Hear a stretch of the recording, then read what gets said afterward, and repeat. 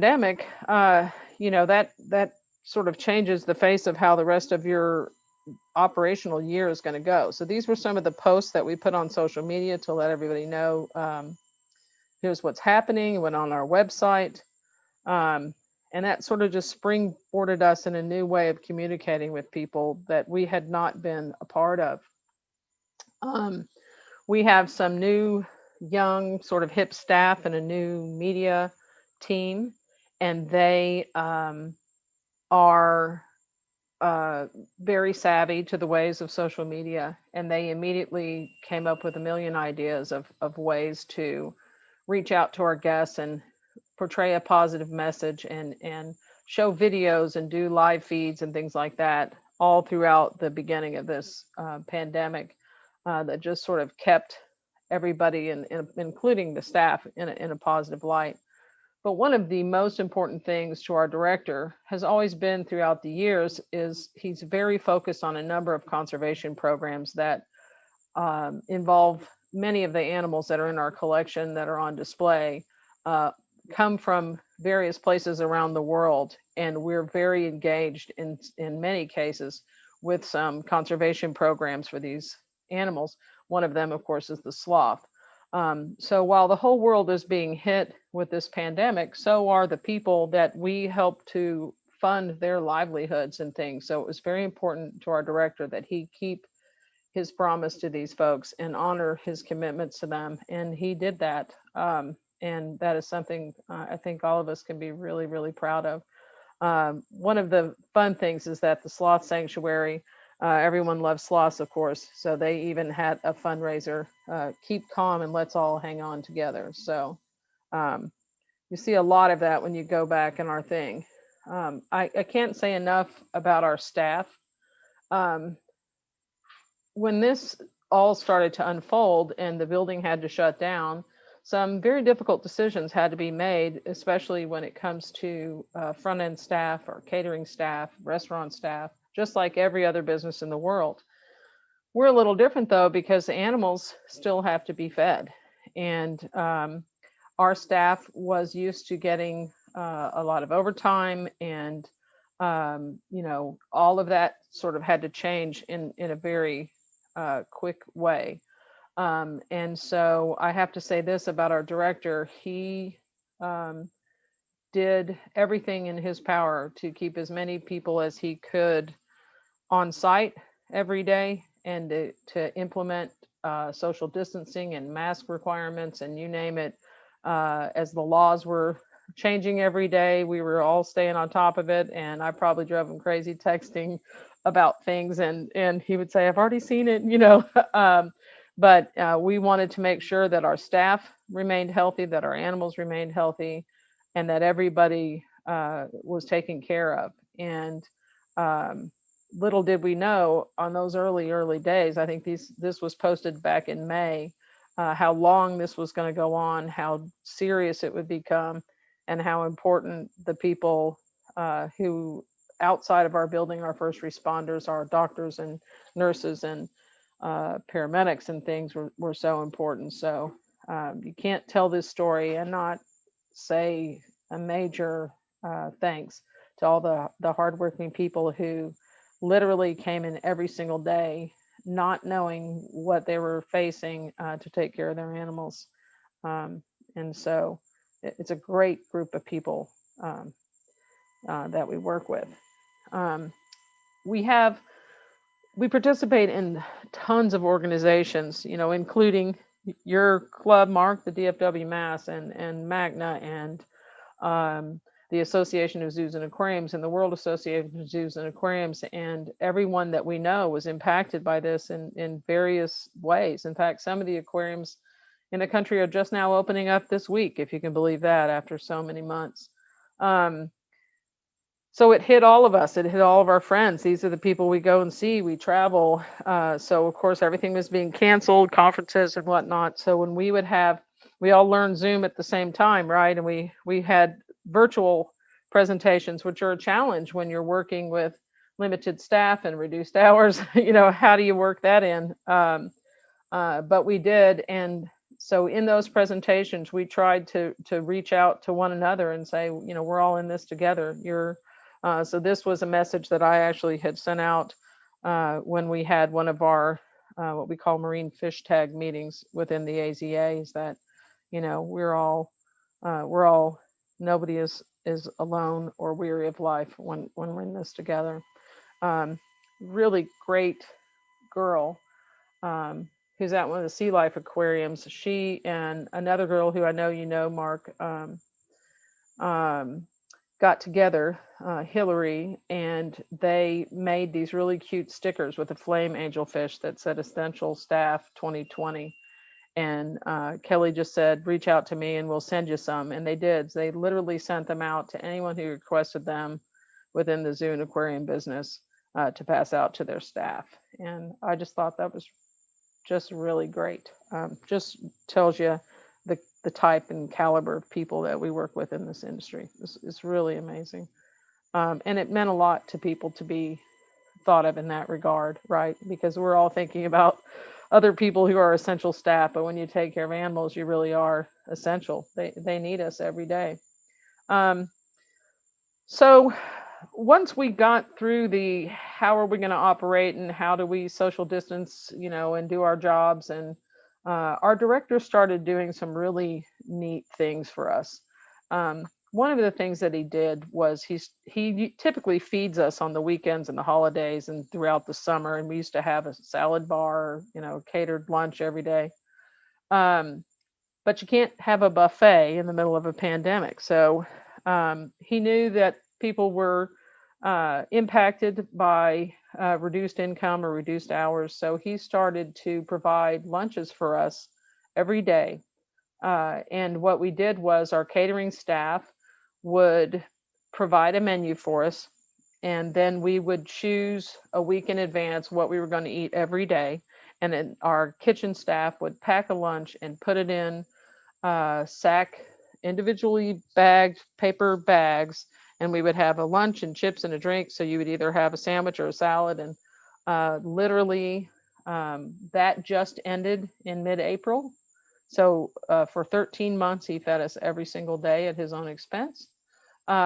He also, for the first, until we reopened, he paid for our parking. He paid for our health insurance, so that the impact of losing your hours would not be as steep in the beginning. So that is very special, and certainly very much appreciated by people. But we had not been closed more than 2 days at a stretch since we opened in 1992. And we'd done a lot of construction and we'd done a lot of things. And our director made the commitment, and in part, this was also a way to keep people employed, was to renovate our facility. We were in the middle of a major expansion when this happened, and we were hoping to open really shortly after spring break. And we took that opportunity, and he actually made the decision to stay closed a little bit longer to see what was going to happen, first of all, with the pandemic, and to finish the construction and to basically give the entire facility a facelift. And so we spent from March until July getting everything ready, redoing walls and floors, and all of the touch screens that we had where you go through and touch and learn something were completely redone, with videos, with a QR code so that people didn't have to touch the touch screens. So all of that has changed. The face of all of our graphics has changed. And a little at a time, we went through the building, and you can see some of these pictures. We went through the building and just gave it all a facelift, which was really nice, and made everybody feel good. We put new pathways in throughout the rainforest. You can see the little duck, those Orinoco geese prints going through the rainforest to remind people to social distance when they were walking through when we opened. So every area had its own theme. In the aquarium gallery, we have flounders on the floor to try to remember try to remind people to social distance. You can sort of stand here, and if you're standing on each of those footprints, our security guard actually helped some of our staff go through this whole building and put the stickers down right before we open. But you can see the new pathways, the new stone throughout that used to be concrete with plants imprinted in it. The entire thing was done with stone. So eventually we were finally able to open. This post went out on July 13th, saying, please review our safety policies. We implemented a time ticketing way to purchase your tickets, which we had not done before. And you can still come in and walk in. And you may have a little bit of a wait because we are still limiting the number of people who can be in the building at any one time, so that people are not crammed in there as much as possible. And so you can buy your tickets online now. And that really helps. And so we still every day get emailed a number of how many guests are going to be in attendance. One of the things that we had to do because of the restrictions in the county was we can't have big gatherings, so for the feedings had to be sort of revamped, the way we do our feeding presentations and the way we do our dives. But overall, I think it's been amazing actually how well it has all gone since we reopened in July. We still have signage all over the place, reminding everybody to wash your hands. As we all know, that does make a difference. Oops, I'm sorry. We actually have a special acrylic cleaner that we have used on the aquariums, which are made of acrylic, or anywhere near the water surfaces, so that it kills and disinfects things, but it does not harm the acrylic and it will not harm the animals. And that actually came through one of our suppliers, who is an acrylic manufacturer actually. And then we actually, before we opened to the public, we had disinfectant wipes and things all over the building. Now there are hand sanitizer stations throughout the facility. And then we actually have ambassadors on the crowded weekends called our clean team, who go through and clean everything throughout the day. And they actually push the buttons on the elevators for the guests. And they're still doing that on the weekends. And of course, in the beginning, we had to post all the signage that all the businesses have to post about what the protocols are and about the wearing of the masks and all of that stuff. We put up shields to protect our front end staff. So at admissions and at our gift shops, there's acrylic shields. And then you can see this was the day that we opened. These are people waiting in line to get into the building. People, I think, were thrilled to be able to go out of their house and start doing things. And I have to say that it is really nice to live in a state that embraces business and has allowed people to somewhat return to some sense of normalcy in their lives. And we're happy to provide that venue for that, believe me. In fact, we just had our first catered event last weekend for the first time in 14 months. So one of the most exciting things that came out of this was the ability to really finish and complete our newest addition to the building. This connects at the rainforest level at the top of the canopy of the rainforest, and it's called the Cloud Forest Trek. And it is themed after, of course, a cloud forest and some of the really neat elements in it. We moved our sloths into this area. So behind, that's my husband Tommy there. Behind him and to the right, you can see the new area where our three-toed sloths hang out during the day. And directly across from that is actually a huge video screen that has, it's a live, well, not a live video, but it looks like a live video of an actual cloud forest, and the clouds move, and it really gives you the feeling that you've really taken yourself someplace really exotic. Lots of birds, of course, throughout. There's monkeys, and we have a huge fog machine that during the day just pours fog out into this thing. You actually, you get misty all over you. It's really pretty amazing. There's a waterfall that goes into a really neat exhibit, and I'll show you in just a minute. And then behind that are lots and lots of different frog exhibits with some really amazing frogs that live up in the Andean rainforest. And our herp staff has been working sort of round the clock, raising these things and keeping those displays looking great. They're amazing animals. It's another big rainforest canopy at the top, so it's definitely sunny and beautiful. We even have a poodoo. If you remember, in the years past in our rainforest, we've had our poodoo on and off exhibit. Well, the poodoo now has its own exhibit in our Cloud Forest Trek. And then you can see some of the beautiful frogs, some of the incredible displays. And then this is an example of some of the screens now that run a video with a QR code, so you can go to our website and learn more about that particular animal without having to touch it. This is the exhibit with the fish. The only fish in that exhibit are pike cichlids and true parrot cichlids, true blue parrot cichlids. Really beautiful. If you've not seen a pike cichlid, these are actually native to the Orinoco River. These are called zebra pike cichlids, and they are beautiful fish.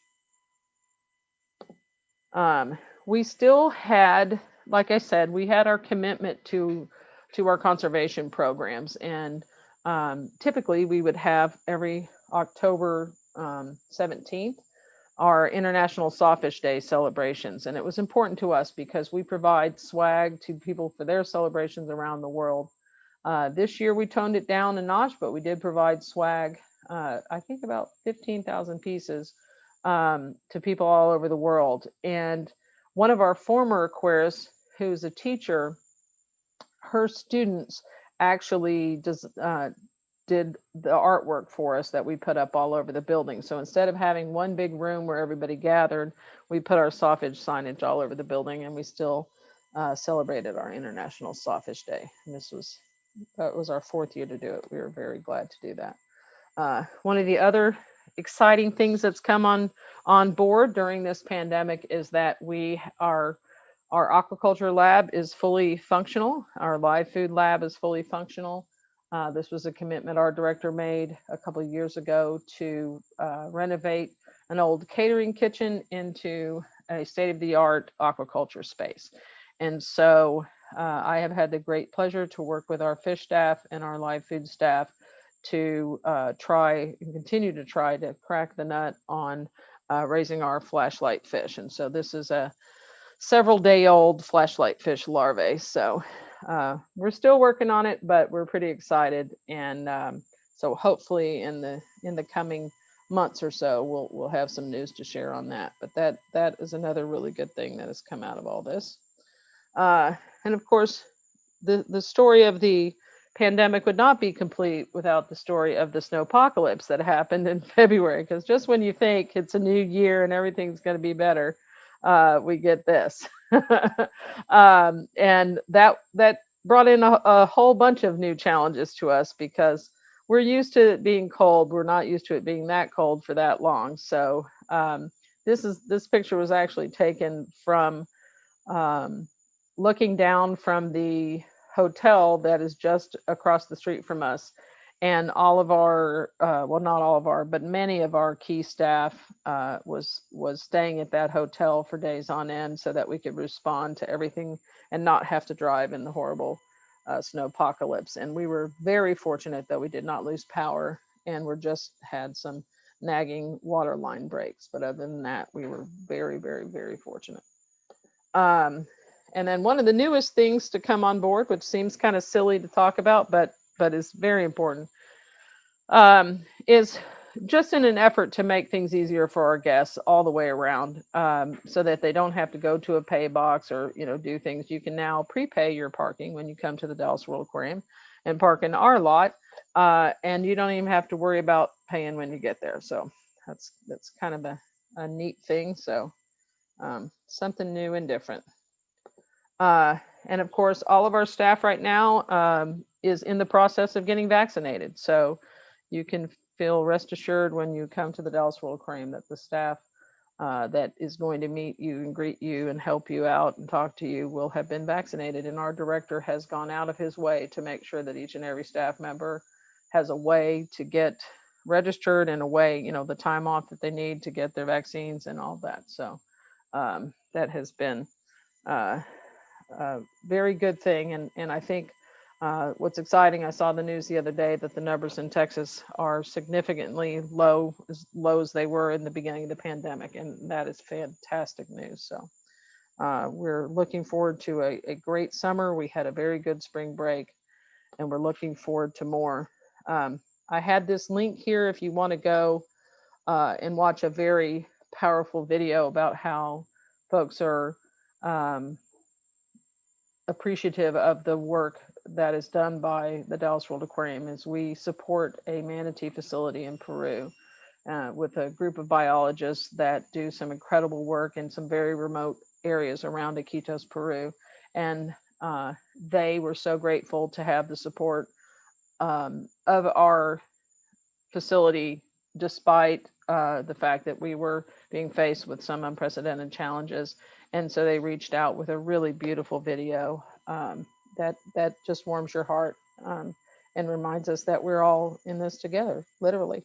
And then, as always, I just want to thank everyone who supports the Dallas World Aquarium, who comes and sees us, who talks about us, who shares our social media posts. That's much more important, I think, now than it ever was before. But also, I have to thank my boss and our director, because I think he's an unsung hero in many ways. And I think that especially this past year, he has shown his commitment more than ever to this facility that was his dream, and to making sure that the people who come to see us have a wonderful time, and that our animals have the best of care. And I think that's a pretty positive thing to end this presentation on. So I will stop sharing, Mark, and you can.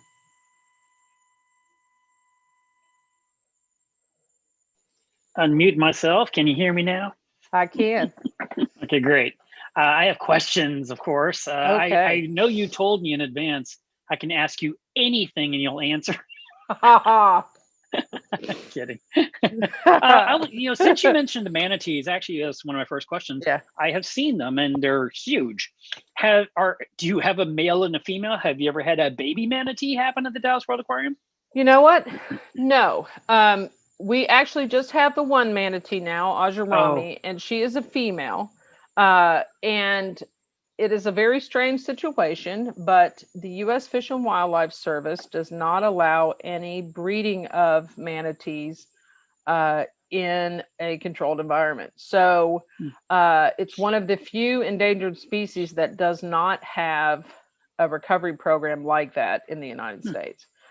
So nope, we just have Ajurami, and she is spoiled rotten is what I'm going to say. But she is an amazing ambassador for manatees. And because of the political situation at the time when she came to us, and the fact that she was from Venezuela and should have been going back to Venezuela, and all of that, could not happen.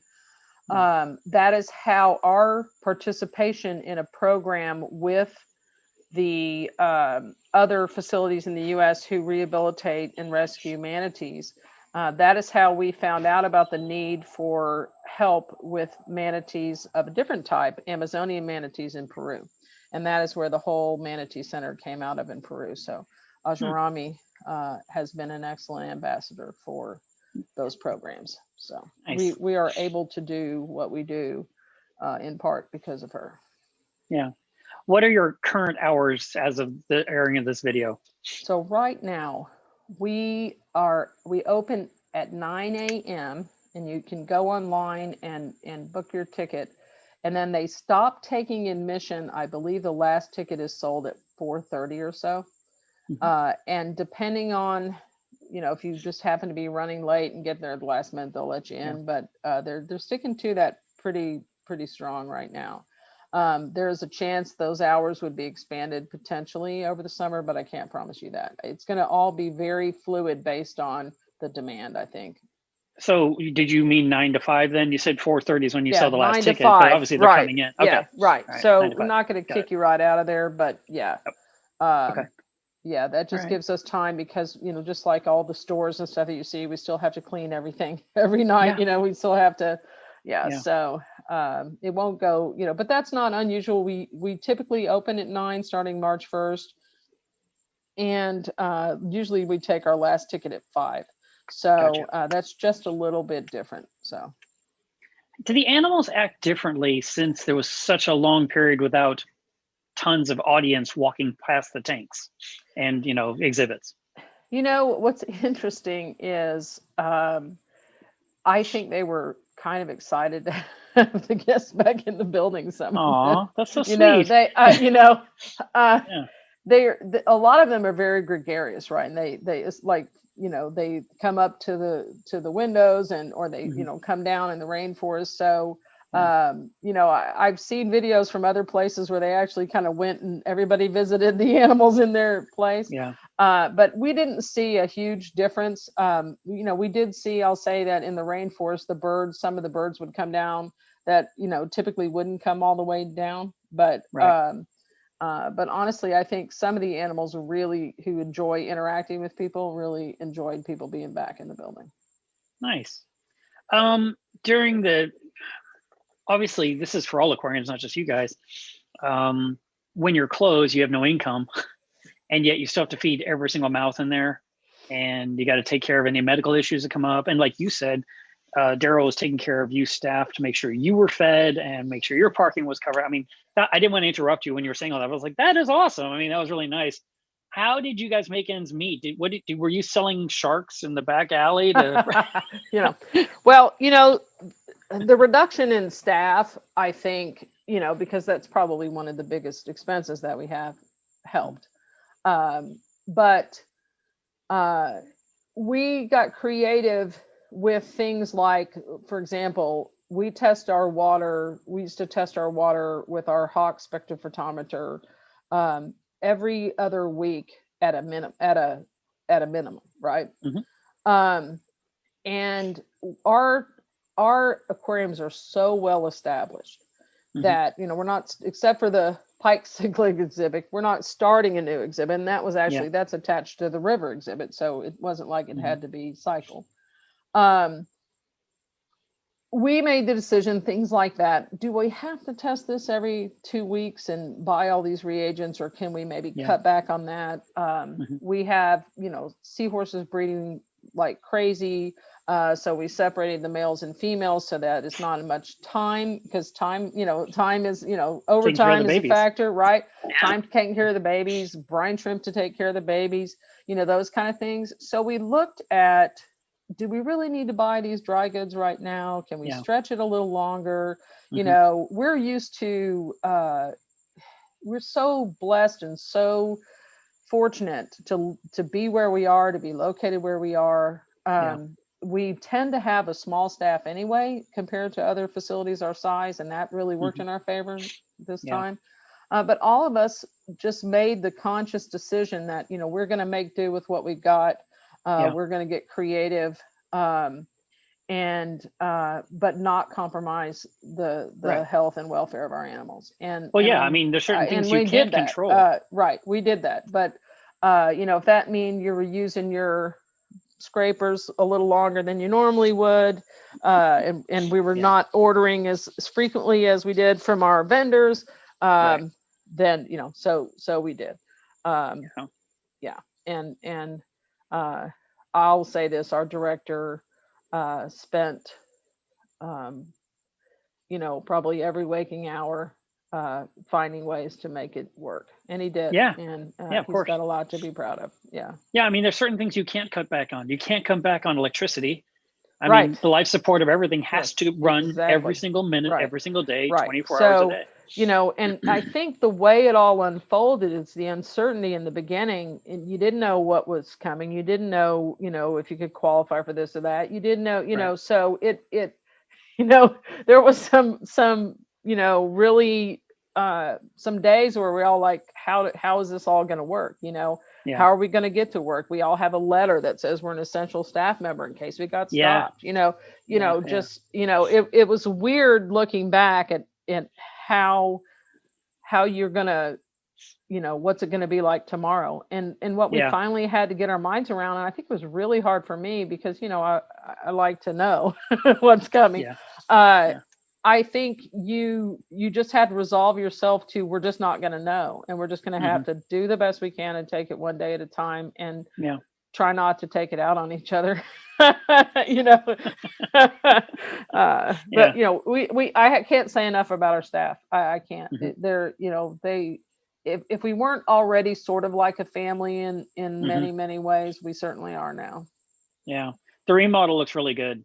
Oh, Very thank you. pleased with what I saw there. That was really cool. And I Yeah. like your little duck prints or your geese prints, whatever you called Yeah, those. we have different things in every area, so it was kind of neat. But a lot of really Has creative ideas. has anything been removed? Like, do you no longer have otters, or is everyone still as it always was? So we let me think about that. I think for the most part things are the same. We Yeah, I can't think of any major animal that is not there. I think there's been some that have been added, Mm. especially in the Cloud Force trek. Yeah, that was But neat. yeah, I don't think anything has majorly changed. Like I know in some because facilities they had to make that choice. We did not. because you've got bats and you've Got got bats and spiders and snakes and snakes and stuff. yeah, And birds, lots and lots of birds. I was gonna say Um, toucans. You have tons of those still, right? oh yes, we probably have Yeah, one of the largest toucan collections in the world. Yeah, yeah, and we yeah. breed There's a lot more to probably the more Dallas World than Aquarium anybody than in the world. aquariums. Yeah. Oh no, Yeah, it's you not guys just have a an lot. aquarium. Yeah, it's Yeah, it's much fantastic more at the than bottom, that. but all the rainforest above, whatever that is, 2, 3 story, and Yes. then that whole flamingo patch. I love. I guess they're so colorful, Yes. and Yeah, then you that's have one of your my favorite things that I thought would never work as well as it did, yeah, and yeah, so, but it really is striking, yeah. really beautiful. I think the flamingos are really happy to have people back in the building. They talk to them all the time. Yeah, Aw, yeah, it's they cool. do. It's really Well, funny. I just want to come visit now. I mean, now I'm like, all right, now I have a reason to go. Yeah, I didn't have a reason yeah. before now. No, Buy I've your I've ticket been many online. times. Yeah. Yeah, no, I agree. And you can buy the parking online at the same moment, I guess, Yes, yeah. right? Our director has always been focused, and I will tell you this, and I skipped over this in the presentation, but when we reopened, he made the commitment to take everybody's temperature at the front door. Hmm. Uh, and so it's actually a team of ambassadors and paramedics that do that every Hmm. day, and Oh, sometimes our director. He'll probably wow. kill me for saying that, but um, it is very important to him Yeah, that, especially in the midst of what we've all been going through, that when people yeah, come there, that they have a positive experience, yeah. and so it has amplified our commitment as an entire company Hmm. to make sure that people feel welcome and that they're safe, uh, and I have been very, very impressed with our guests for the most part. They have really uh, taken that to heart. And if you have to remind them, to, put their mask on or something, Right. it's been really good. And Yeah. that was one of those things we weren't really sure how that was going to go, but it's actually, Right. I think people are just really happy to be able to come. And that to me speaks volumes that yesterday, for example, was a Monday, and I was pleasantly surprised, even in the rain, how many people were there in the morning, and school's not even out yet. So Right. that's a really good sign that our world is slowly coming back, and that's kind of exciting. Near the end of the presentation, you also mentioned that you had, I think you said, your first catered event in like Yes, 14 months. yes. So does that mean catered on site, or your staff cooked something and brought it to an event No, elsewhere? so it's catered on site. And I, to be honest with you, don't know how that will go. I don't know what all of the rules are going to be for that. I think that they Yeah, will be far more limited than they were in the past, sure. for obvious reasons. Yeah. But it was nice to see. We had just opened a brand new banquet space. up in our, and I didn't take pictures of it, but it's in our endangered species gallery. We just combined those rooms, and it's a beautiful venue for an event. And I should have taken pictures of it, because one of the things that our director did in the early days is people were sharing desks, right? Or their desks were around each other in a room. He took that entire banquet space and he made it like a lunch break room area with tables everywhere that the kitchen staff would come and clean, periodically. But then he moved everybody's desks. He got new computers so everybody could have their own computer, and he spaced them all out in this banquet space. And now that we're going to be at some point returning to catering, he is actually now building some new office areas where there used to be storage areas, so that the staff can still be socially distanced in their desks. So wow. Yeah. No, it's pretty impressive. Yeah. The whole thing sounds, I'm just in my brain, I'm listening to this and I'm thinking, he spent so much of his own money. He must have used up his entire savings to make this magic happen. Yeah. Crazy. Obviously, I don't know.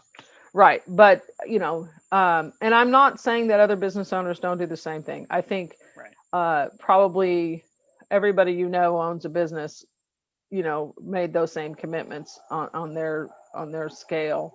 We're just incredibly fortunate, and to have somebody that's so dedicated, and it's been a wild ride for all of us, I think, to be honest with you.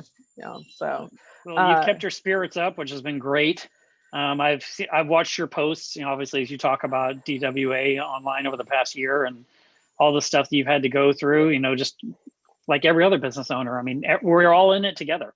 Yeah. It's hard. And that's really kind of what, I went back today and sort of looked at those posts, and I can't say enough about our sort of new media team and our new, like on-site graphic arts people, because they're so creative. And, we saw, some of the other things people are doing, and that was really great. But, we always want to be just a little bit different.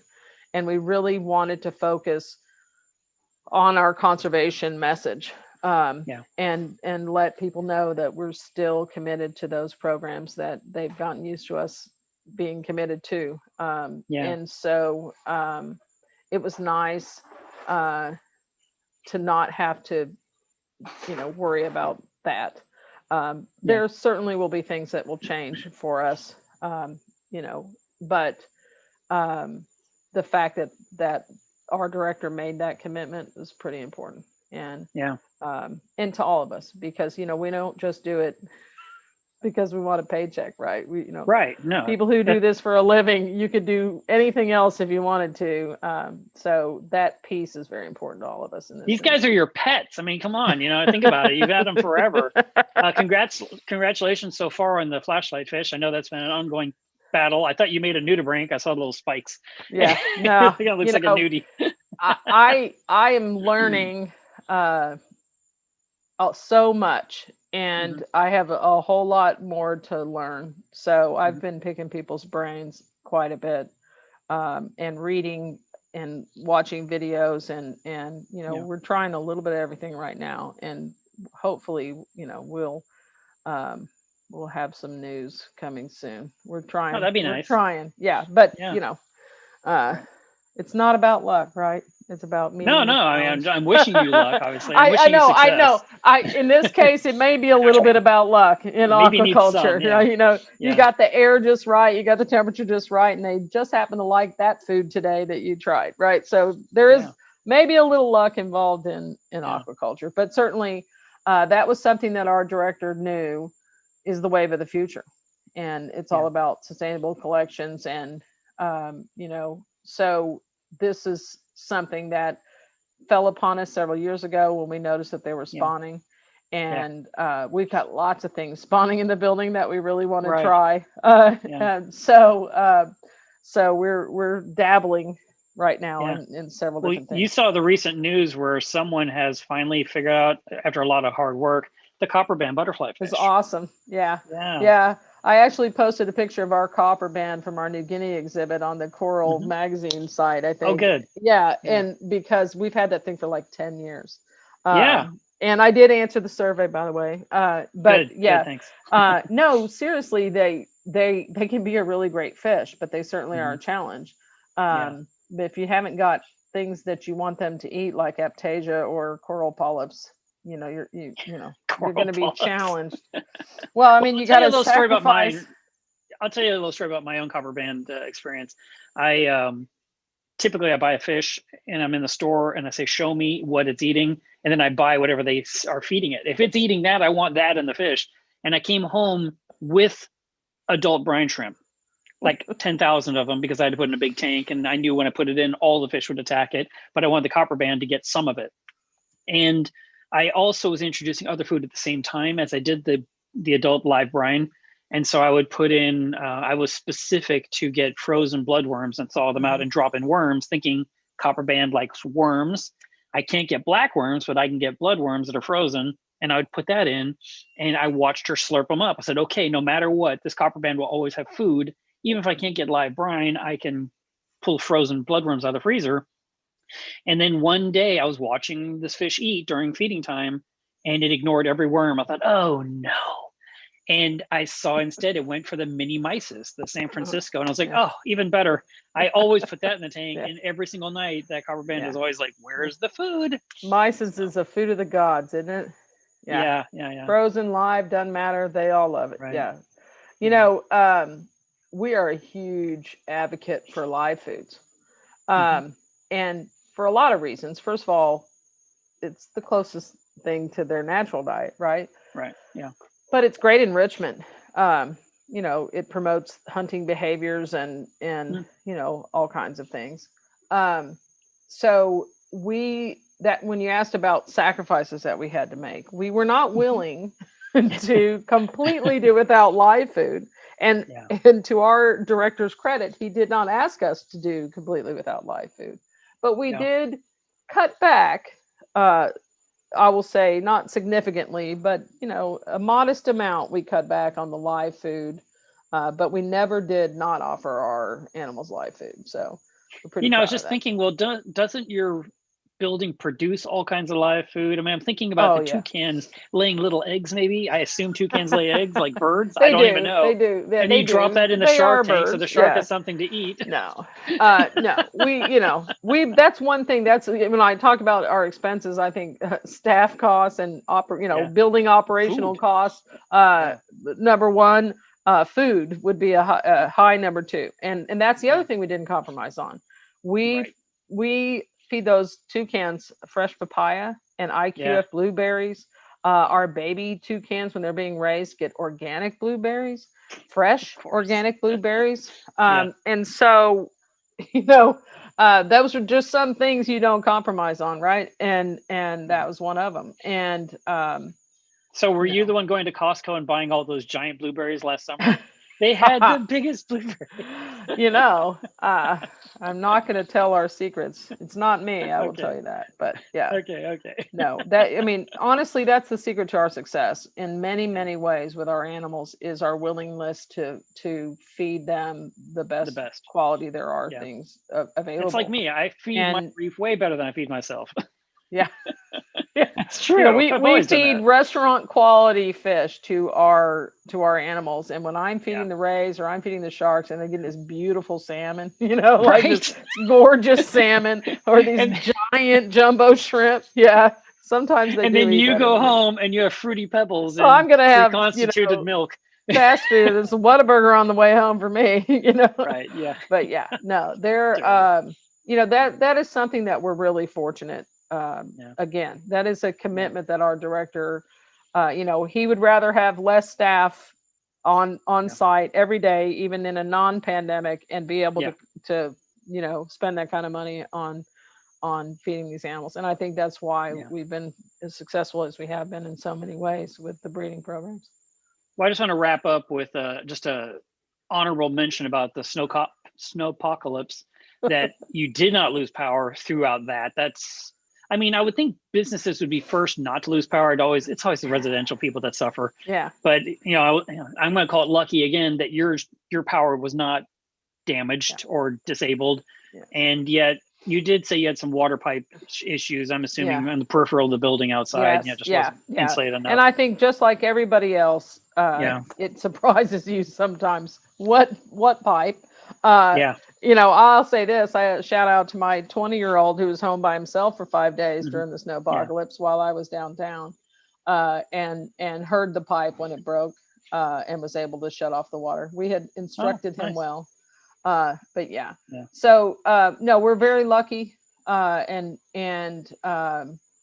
you know, we realize others were not as lucky, Yeah. and it was a Right. very difficult time. And we were closed for several days during that time, but we Mhm. opened as quickly as we could because we knew people, you know, again, when you get overwhelmed like that with terrible things, Yeah. you want to get out of your house. And I think our business, the zoo and aquarium business, people Yeah. of all walks of life, people of any education level, any belief system, you name it, love Mhm. animals. And they Yeah. want to get away from their problems and enjoy themselves with their family. And Right. and that's what we do. We put people with animals and we let them have a great time. And Yeah. we just happen to do it in an incredibly beautiful Yeah. setup. Yeah. It's a gorgeous place. It totally is. And your website is dwazoo.com, right? Zoo.com. Yep. Yeah. dwazoo.com. Right. Thank you, Paula, for giving me an hour of your day off. Oh, thank you, Mark. I I hate know. pulling you away from the beach. I mean, you're so relaxed out Oh there. gosh, you know, if only, if only I was there. No, Yeah. but no, I lead a gilded life. I say that a lot, and Yeah. sometimes I complain a lot too. Yeah. Yeah. But I do lead a gilded life.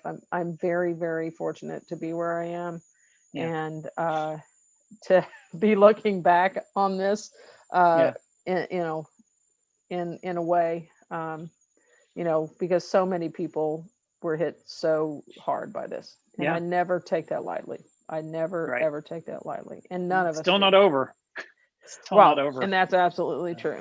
Yeah. But we want to be a place where people can come and have a little bit of a respite from the kind of Yeah. things that, and hopefully, Yeah.